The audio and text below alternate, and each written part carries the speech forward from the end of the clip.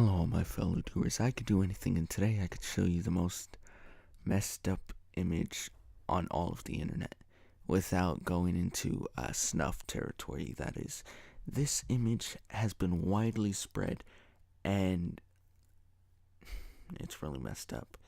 This image is first published on the New York Times, March 26th, 1993, by a photographer known as Kevin Carter, who is a South African native. And damn, just looking at this image right now, if it doesn't spark something in you, just this feeling inside, then you may be a little bit messed up in the head, because I'm telling you, this image is messed up. It depicts a kid crawling away and a vulture is stalking him.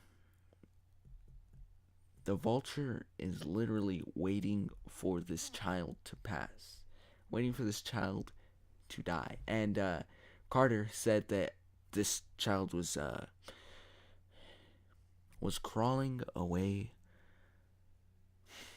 to one of the places where they would give food, pretty much a soup house. The kid was crawling to try and get to the soup house. And this photographer had to sit back and take a picture of this. Now, what do you think is going through his head just looking at this picture? Imagine you on that field in Sudan. Imagine being right there. Now you see this kid barely alive, barely having any food in his stomach, so skinny, malnourished, and he looks as if he's giving up. And you see the vulture just right behind him. And wow, it's pretty messed up, not gonna lie. This child is also a little girl too. But he did chase the bird away and try and help the child. So the child didn't die.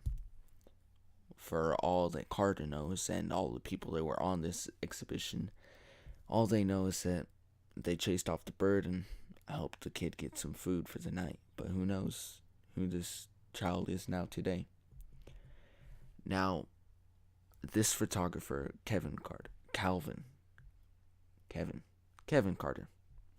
he died by suicide, and in his suicide note, he wrote, I'm really, really sorry. The pain of life overrides the joy to the point that joy does not exist. Depressed, without phone, money for rent, money for child support, money for debts, money.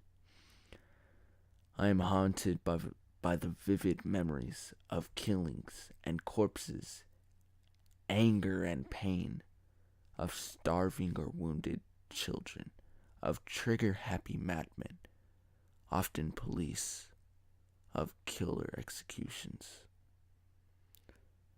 I have to join Ken if I am lucky. So, he's basically saying that it's not just the money, it's all the things that he's seen over his lifetime of being a photographer and going to these third world countries and everything that he had to see and take pictures of, and feeling a little bit helpless. And he just gets to the point where he can't see any joy in life. Well, he says that he sees joy, but the pain just overrides him. And he died on the 27th of July, 1994, by carbon monoxide poisoning. He pretty much killed himself with his car, just breathing in the air. Pretty messed up image that today is used in many rallies to fix third world countries and help out children all around the globe. Now, the messed up thing about this is that The only way you could truly make sure help gets that way, it's not donating, giving money. It's going over there and making a difference yourself. Going out there and making sure your money is well spent, because there's so many scandals, which is really messed up. You gotta think, there are companies that say, oh yeah, we're gonna save this starving child, we're gonna save this person, this family that can't feed themselves in a third world country because they're oppressive government and everybody is just beating down on them. We're going to save them. But you'll give them $1. For every dollar that you give, about a quarter will get to the actual family. Now, what do you think the other 75 cents is spent on? Expenses is what they label it as. Oh, we're non-profit, but every year when we have extra money, people are going to get these bonuses. It's really messed up to think about it. That people are that sick in the head for money. Greed is the root of all evil. Not money, but greed. People just don't know how to handle it. And you look at this picture and you think, how could I help? It's not the 60 cents a day. It's you getting up and going out there, making a difference, change, helping people all around the world. And it's a lot. It's more than just going out and helping there, because the governments over there more than likely will just take shipments. Sure, these companies are sending millions and millions of dollars over there to third world countries, and partly the reason that none of it is getting to them is because the militia or the oppressive government is just taking the shipments and feeding themselves, because most of the times in third world countries they have third world governments, with tyranny and all that. And how do you stay on the top when you're a tyrant? You got to keep the people weak, and they know it. There's just problems all around the world. We got to fix it. Got to change it. Hope what I said, or anything I said, kind of got through to you a little bit more. Kind of open your eyes. I'm sure many of you watching this video have seen this image before, as it is a little bit heart-wrenching to see this, but this stuff still happens today. Gotta make a difference. Gotta change. I'm not gonna link any charities that you should give to or anything like that. No, go out and make a difference on your own. Don't just say, oh yeah, I'm gonna like this post, I'm gonna share this post. That doesn't do anything.